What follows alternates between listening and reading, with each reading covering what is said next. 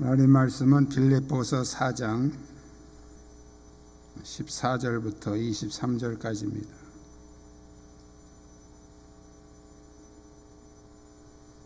빌립보서 4장 14절부터 23절까지 한 절씩 교독하겠습니다. 그러나 너희가 내 괴로움에 함께 참여하였으니 잘하였도다.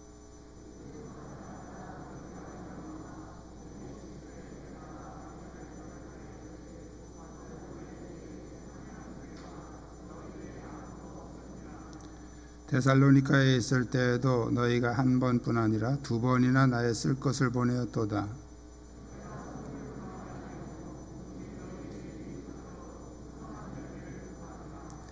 내게는 모든 것이 있고 또 풍부한지라 에바브로디도 편에 너희가 준 것으로 받음으로 내가 풍족하니 이는 받으실 만한 향기로운 제물이요 하나님을 기쁘시게 한 것이라.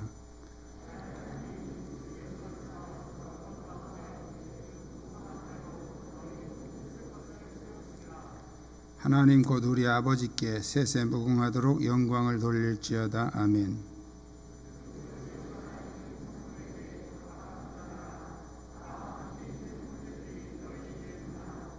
모든 성도들이 너희에게 문안하되 특히 가이사 집 사람들 중 몇이니라. 주 예수 그리스도의 은혜가 너희 심령에 있을지어다. 아멘.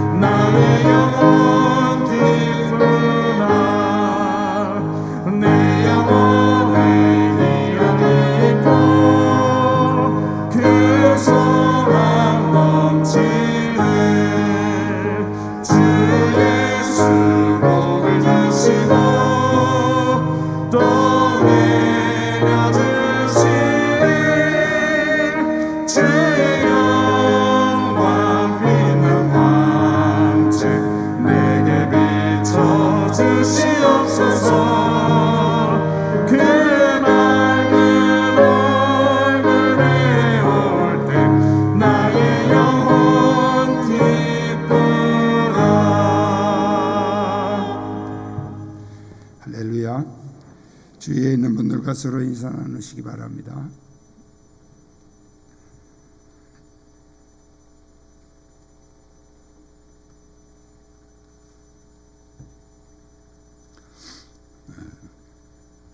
오늘날 시대의 특징을 몇 가지로 이렇게 정의할 수 있는데 그 중에 하나가 감사를 상실한 시대, 감사를 잃어버린 시대라고 합니다.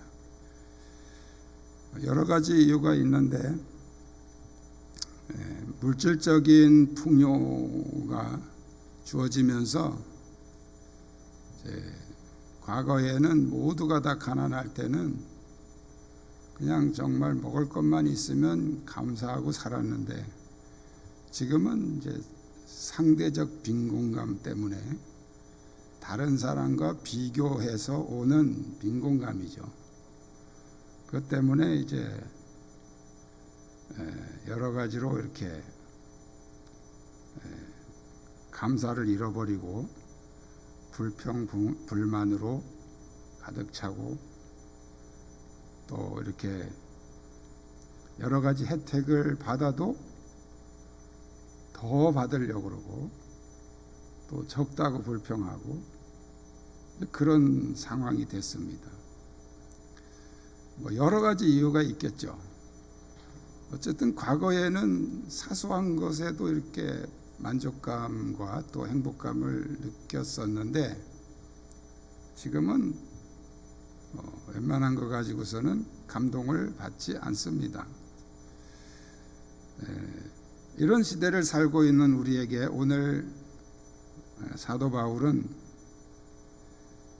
감옥 속에서도 자신의 감사한 그런 모습을 고백하면서 우리가 무엇을 가지고 감사하며 살아야 할 것인가를 가르쳐주고 있습니다. 그래서 오늘 말씀을 통해서 여러분들이 잃어버렸던 감사를 회복하는 시간이 되기를 축복합니다. 우리 한번 따라하겠습니다. 우리를 돕는 사람들로 인해 감사합시다. 오늘 성경의 바울은 자기를 돕고 있는, 더 정확히 말씀드리면 감옥에 갇힌 자신을 또 전도하는 그 과정에서 물질적으로 계속 후원했던 이 빌립보 교회에 대해서 감사한 마음을 전하고 있습니다. 오늘 성경에 보면 바울은 감옥에 있는 자기에게 물질을 보내준 이 빌립보 교회 성도들에게 너희가 내 괴로움에 참여하였다라고 이렇게 표현을 하고 있습니다.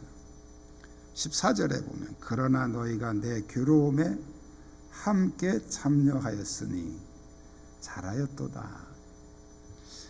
바울이 감옥에 갇혀서 지금 고생하고 있는데 그 바울을 후원한 빌립보 교회 성도들에게 너희가 내 괴로움에 함께 참여했다 이렇게 표현하고 있는 거예요. 바울은 빌립보 교회가 다른 교회에 비해서 더 열심히 물질로 후원하고 있음을 칭찬하고 있습니다. 우리는 우리를 돕는 사람들로 인해서 감사해야 됩니다. 어떤 사람은 나는 도울 필요도 없고 또 도움 받을 필요도 없다. 도와주지도 않겠다. 그리고 도움 받지도 않겠다. 이렇게 생각하는 사람이 있습니다. 이것은 그리스도인으로서 건강한 생각이 아니죠. 또 나는 아무에게도 도움받은 적이 없다라고 이렇게 말하는 사람도 있는데 그런 사람은 아무도 없습니다. 내가 모를 뿐이지 우리는 누군가에게 항상 도움을 받고 산다는 사실을 기억하시고 그것이 안 보이면 여러분들이 믿음의 눈을 열어달라고 기도하십시오. 모든 사람은 서로에게 도움을 받고 또 도와주고 그렇게 살고 있습니다. 그렇기 때문에 도움을 받는 것은 부끄러운 일이 아니에요. 내가 꼭 어려워서만 도움받는 거 아니에요. 있는 사람도 도움받는 경우가 있습니다. 그래서 우리는 우리를 돕는 사람들로 인해서 감사하시고 나는 아무에게도 도움받은 것 같지 않다 그러면 지금부터 내가 심각한 병에 걸렸구나.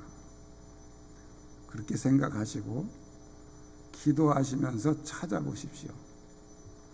주님, 내가 누구에게 도움을 받고 사는지 깨닫게 해주십시오. 이렇게 찾아보십시오. 반드시 나를 돕는 누군가가 내 주변에 있다고 하는 거예요. 조금 전에도 우리가 찬양에 당연한 것이 아니고 은혜였다 하는 찬양을 해서 제가 참 감동을 받았습니다. 왜 우리가 도움받은 적이 없다 생각하냐면 당연하다고 생각하는 것 때문에 그래요. 여러분, 이 세상에 당연한 거 하나도 없습니다. 매일 식사 때마다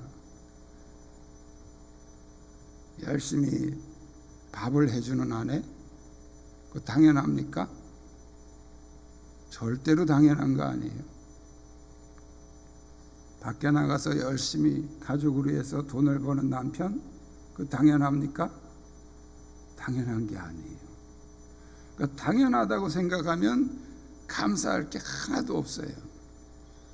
그런데 당연한 것도 당연하지 않다고 생각하면 모든 것이 감사할 뿐입니다.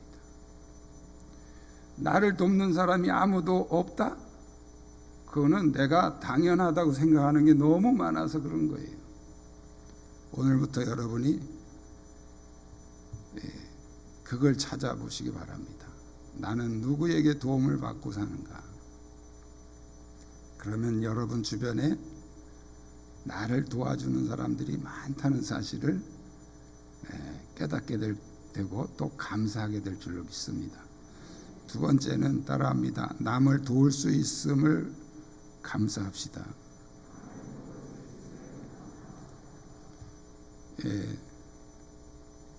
조금 전과는 좀 반대죠. 나는 아무것도 도와줄 수가 없어, 이렇게 생각하는 사람이 또 있어요. 다른 사람에게 아무것도 도와줄 수 없는 사람은 아무도 없습니다. 다 도와줄 수 있습니다. 바울은 고린도전서에서 지체의 비유를, 이제 교회를 지체로 비유하면서 약한 자가 더 존귀하게 쓰임 받는다고 말씀을 했습니다. 그러니까 아무것도 할 수 없다고 하는 사람이 더 존귀하게 쓰임 받을 수 있다는 거예요.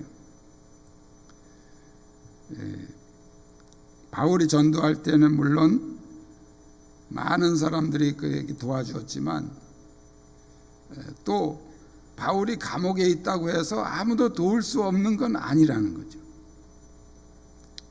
바울은 자신이 빌립보 교인들에게 도움을 주고 있다는 사실을 영적으로 해석을 했습니다. 내가 선물을 구함이 아니요 오직 너희에게 유익하도록 풍성한 열매를 구함이라.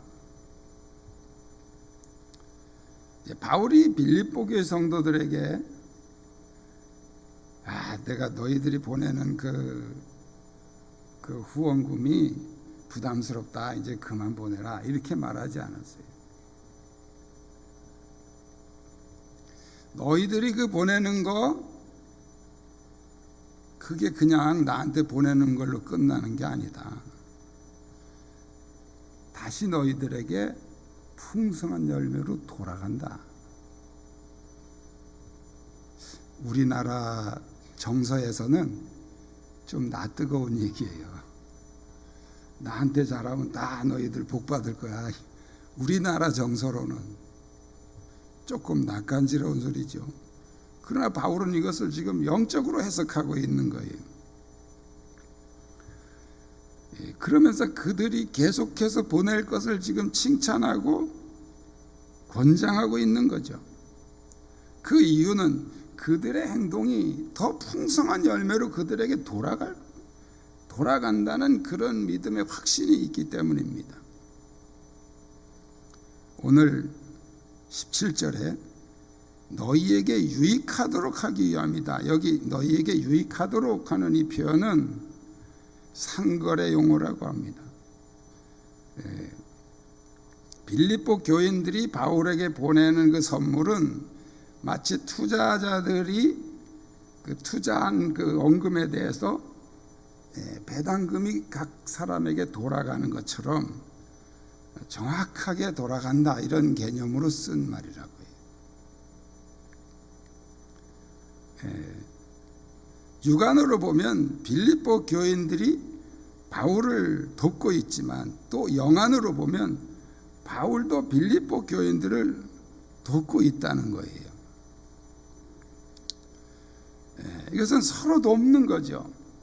빌립보 교인들은 바울을 돕고 바울은 빌립보 교인들을 영적으로 돕고 있는 것입니다. 우리가 예를 들면 이런 거예요. 은행은 돈이 필요한 사람에게 빌려주죠. 그럼 은행이 소비자들을 지금 돕고 있는 거죠. 그런데 소비자들은 이자를 은행에게 되돌려줍니다. 그래서 소비자들이 은행을 돕고 있는 거예요.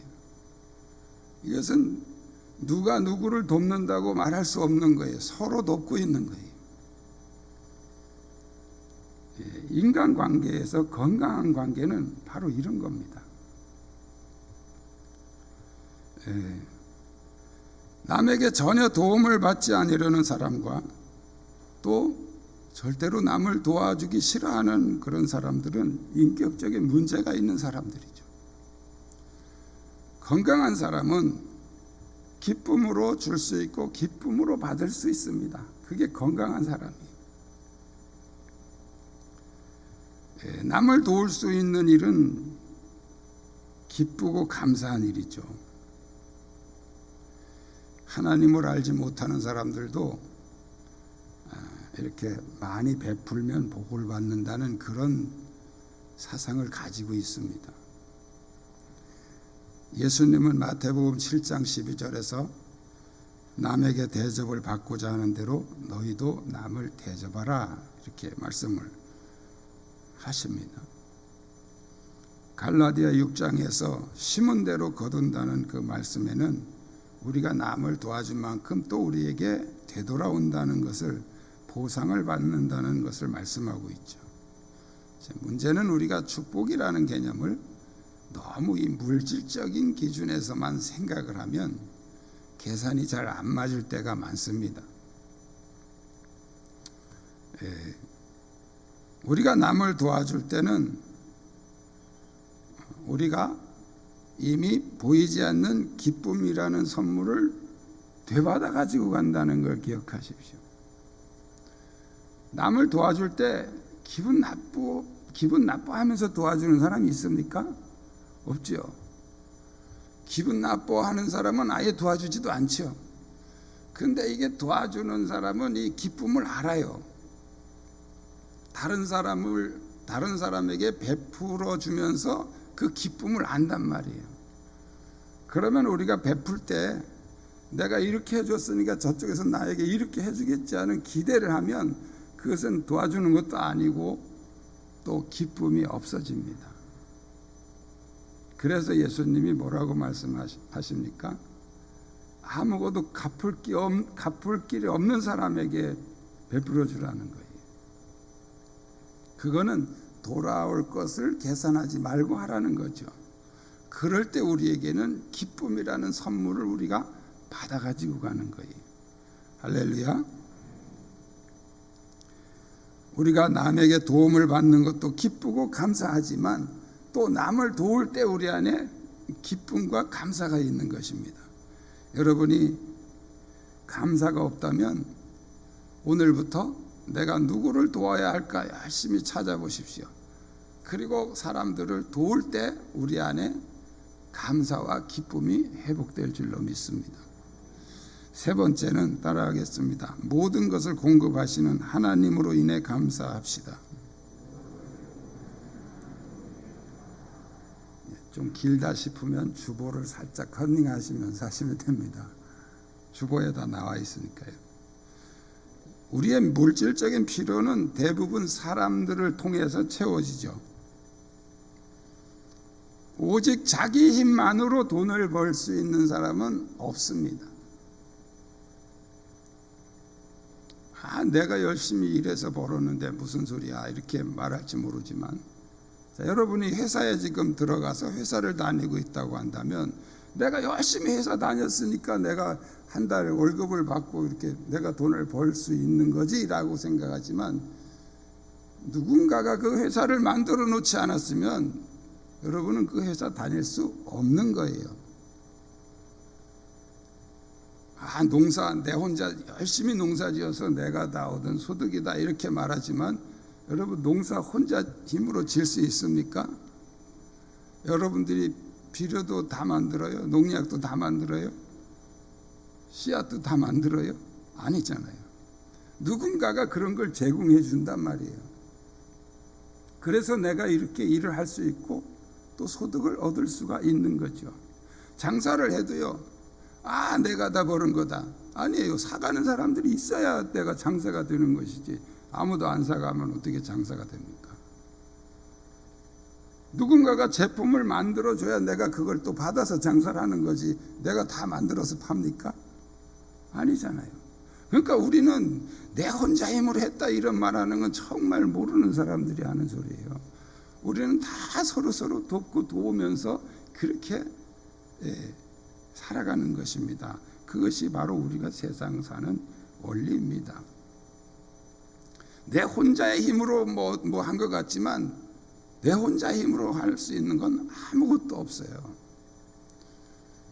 요즘에 방송에 보면 그 산속에서 혼자 사는 사람들 이렇게 나오는 것들을 볼 수 있는데, 자기 혼자 사는 것 같지만 아니에요. 누군가 그 산이 있으니까 자기가 사는, 그 산이 자기 산입니까? 자기 산 아니잖아요. 그 남의 산에 가서 지금 파먹고 사는 거잖아요. 그러니까 자기 혼자 힘으로만 살 수 있다는 것은 교만이에요. 하나님은 우리를 자기 혼자 힘으로만 살 수 있도록 만드시질 않았어요. 서로 도와주면서 도움받으면서 그렇게 사는 거예요. 그래서 내가 도움받을 때도 감사해야 되고 도와줄 때도 감사해야 되고.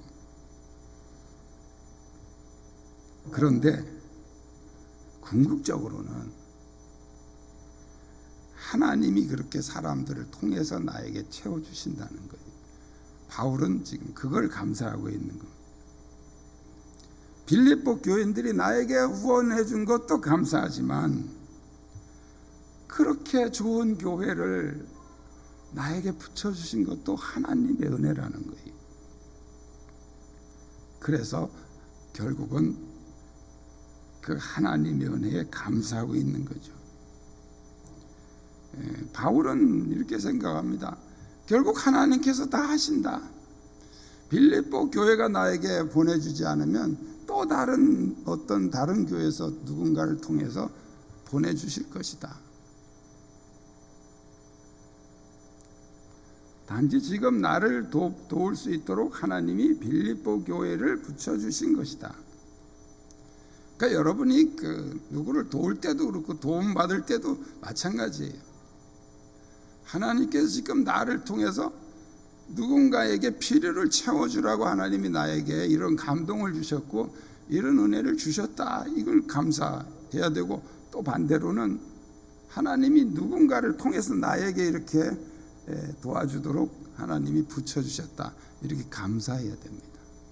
자, 그러면 나를 열심히 후원해 주던 사람이 어느 날 갑자기 마음이 변해서 후원을 딱 끊었다. 그럼 어떻게 해야 됩니까? 그때도 감사해야 됩니다. 왜? 하나님이 또 다른 계획이 있어서 지금 이 사람에게는 여기까지 하라고 하신 것이다. 이렇게 우리가 생각을 하면 모든 것이 감사할 뿐이죠. 그래서 바울은 빌립보 교인들이 바울을 도왔지만, 바울은 그것을 너희가 나를 도왔다 이렇게 그것만으로 표현하지 않고, 하나님이 받으실 만한 향기로운 제물이요 하나님을 기쁘시게 한 것이다 이렇게 표현하고 있어요. 빌립보 교인들은 바울이 지금 감옥에 갇혀서 힘들고 어려우니까 바울을 후원해 주자 하고 보낸 건데, 바울의 입장에서는 이게 하나님이 받으실 만한 향기로운 제물이고 하나님을 기쁘시게 했다, 이렇게 표현하고 있어요. 우리가 하나님께 직접 헌금을 드리는 것도 하나님께서 받으시는 향기로운 제물이지만, 그러나 여러분들이 주변에 있는 그 누군가를 도와주고 그들의 어려움을 보살펴 주는데 어떤 후원을 했다면 그것도 하나님이 받으실 만한 향기로운 제물이라는 거예요.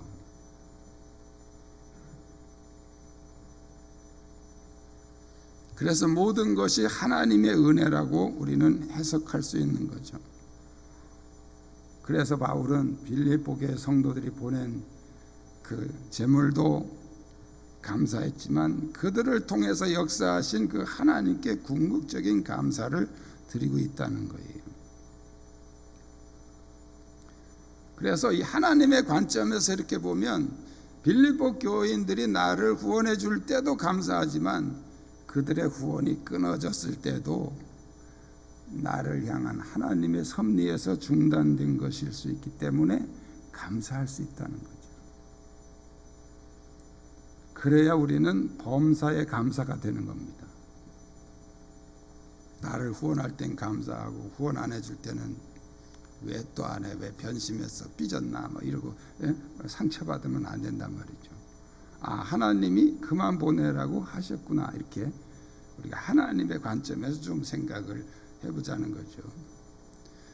다윗은 자기 옆에서 열심히 충성하는 그 충신들, 그들을 하나님이 붙여주셨다고 생각을 했지만 심지어는 자기를 향해서 욕을 하면서 돌을 던지는 이 시므이를 보면서도 하나님이 그 사람을 보냈다고 생각을 했습니다. 압살롬의 반역을 피해서 도망을 가는 다윗에게 이 시므이라는 사람이 돌을 던지면서 욕을 하면서 계속 바울을 따라오면서 욕을 합니다. 그때 신하가 이 다윗에게 저 개 같은 사람이 어떻게 감히 왕을 이렇게 모독할 수 있습니까? 내가 가서 단칼에 치겠습니다라고 말할 때 다윗은 그 신하를 책망하면서 하나님이 지금 시므이를 통해서 나를 욕하라고 하신 건데 네가 왜 나서서 그러냐. 여러분, 이것은 보통 사람이 할 수 있는 생각이 아니죠. 우리는 누가 나에게 좋게 해주면 하나님 축복이다 이렇게 감사하지만 누가 나한테 욕하면 저 원수 저 마귀 이렇게 나가잖아요. 하나님 저 마귀 새끼를 물리쳐 주십시오 막 이렇게 하잖아요. 그런데 여러분, 다윗은 하나님이 지금 시므이를 통해서 나를 욕하라고 하신 것이다.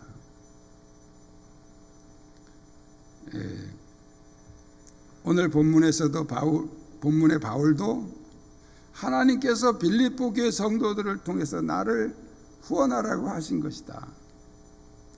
그러니까 결국은 모든 것을 채우시는 분은 하나님이시기 때문에 그 하나님께 감사할 수밖에 없다는 거예요. 할렐루야. 우리가 살아가는 세상은 늘 감사한 일만 있는 것도 아니고 또 모든 것이 불평한 일만 있는 것도 아닙니다. 문제는 그런 사건을 바라보는 그 사람의 인격과 신앙의 문제입니다. 모든 것을 감사할 수 있는 그런 인격과 신앙이 있고 또 모든 것이 불평스러운, 불만스러운 그런 생각으로 바라볼 수밖에 없는 그런 인격과 신앙이 있다는 거예요. 그러므로 우리는 얼마나 자신을 감사의 인격으로, 감사의 믿음으로 훈련하고 다듬어 가느냐 하는 것이 바로 우리가 오늘 기도의 제목이 되는 것입니다. 모든 것을 궁극적인 하나님의 관점에서 이렇게 볼 수 있는 그런 영적인 훈련이 이루어진다면 우리는 모든 일에 감사할 수 있을 줄로 믿습니다. 여러분에게 이 믿음이 넘치시기를 축복합니다. 기도하겠습니다. 하나님은 우리에게 감사해야 될 충분한 이유를 주셨습니다. 우리가 감사하지 못하는 것은 감사하는 마음의 눈이 열리지 않았기 때문입니다.